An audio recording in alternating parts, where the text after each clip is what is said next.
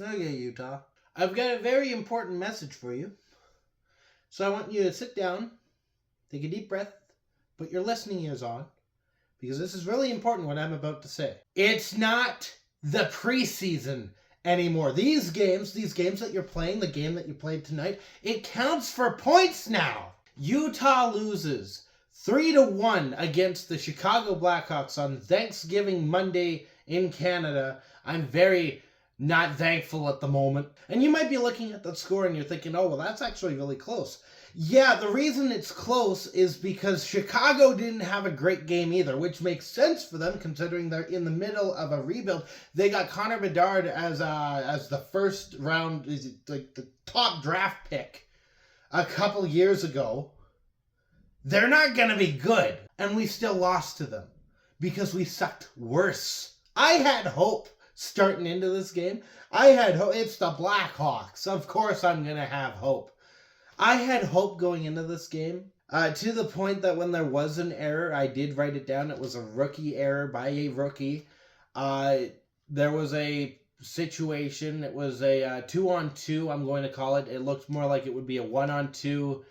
It was Simishev, his defensive partner, the puck carrier, and then a little bit behind the play was another Blackhawk. And what I wrote down is I didn't think that Simishev was ready for the NHL because he slid over to be with his defensive partner covering the puck carrier. The puck slides over to the open man that's now left on his own. It doesn't result in a goal, but it still wasn't great. And I thought, oh, it's a rookie mistake made by a rookie. It's not too bad. It's not terrible.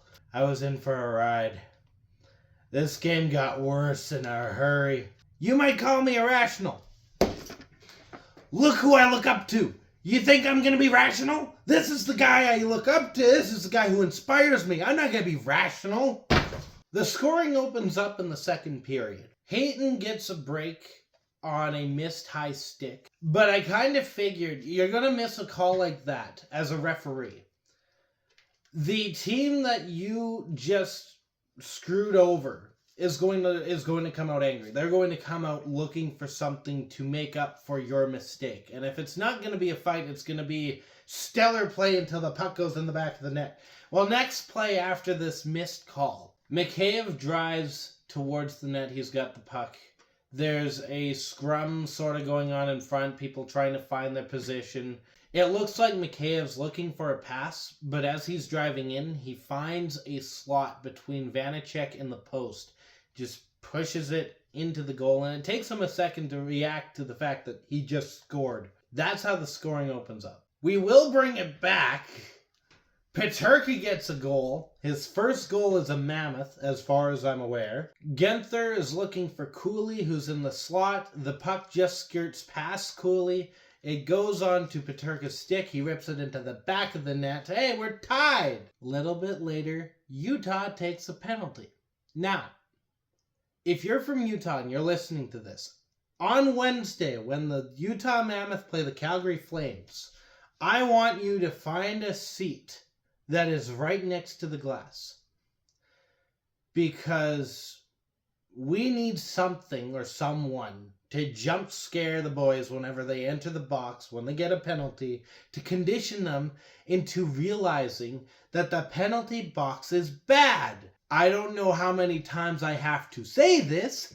Stay out of the box! Utah takes a penalty.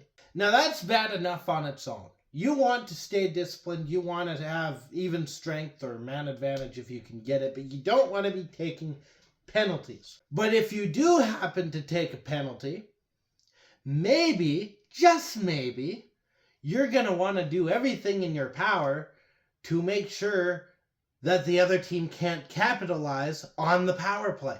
If they do and they earned it, okay, fine. But if it's a gimme, that's bad. So there's the common sense piece of hockey that any hockey player should know. And then there's whatever this penalty kill was. The puck is pinned up against the boards deep into Utah's zone. And while everyone else is probably watching the scrum to see who's going to come up with the puck, what I'm looking at is Burakovsky. What I am about to perform for you right now is my rendition of Burakovsky.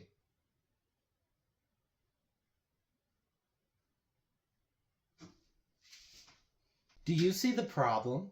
Do you see in that little rendition what the mistake was? Every single Utah Mammoth was pinned up against the boards trying to get the puck.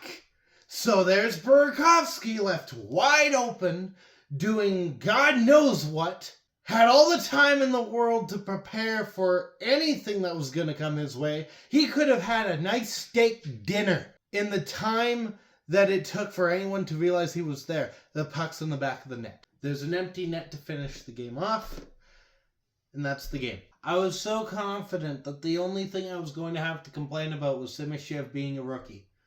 And as a rookie, he's allowed to be a rookie. But this whole game was just Utah looking like rookies. Stenlund having those whiffs. I don't know if I mentioned it. If I haven't already, I'm going to do it again. 3 whiffs in this game, 2 on the same play. Keller and Cooley running into each other. They're on the same team. Genther, who's our deadliest player, picks up another point in this game, but could have had a goal if the puck didn't ride up on him. Now, that could have been a puck thing, but the way his stick looked, he didn't really help his case. That was against Chicago. We're about to go up against Calgary. Now, I don't know where Calgary is in the standings. I don't know what their identity this year is. What I do know is their first game was against the Edmonton Oilers. The Oilers played really well, but Calgary still won that game. So if this is the way that we're going to play, we might as well not show up to the rink on Wednesday because they're going to walk away with the win regardless. And it's the funniest thing. I can bring up another team. I can officially do this because I cover another team. It's great. I've been waiting for an opportunity to talk about this. I wanted to talk about it while I was broadcasting, but I was kind of thinking maybe I'd play it safe so that I don't get yelled at right away. One thing that the Dragons did in the last game that I covered that I wasn't quite thrilled with is they were on a penalty kill. We were late in the game, late stages, coming down into the final 5 minutes. They're up by 1. What you'd want to do if I were a coach of any hockey team in that situation is play shutdown hockey. So you want to tell me why the Drumheller Dragons were riding up on the forecheck in their penalty kill past the red line. I thought that was bad. I thought that was something that would need to be corrected like immediately, because that was something you just don't do in hockey. Keep in mind, that's major juniors. We're not even talking NHL level. And here's the Mammoth out doing that. I am irrational. I know where I get my irrationality from. I am proud to be irrational. But I think tonight, irrational is the most rational thing that there is. So, that is going to do it for this video. But I will be back for the game between the Flames and the Mammoth in Utah, so I will not be there live.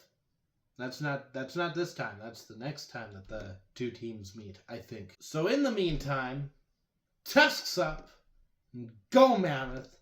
Be better next game. Thank you so much for watching. If you liked what you saw, you can hit the like button. You can also hit the subscribe button if you so feel like it. Share this with your friends. And as always, I'll be back.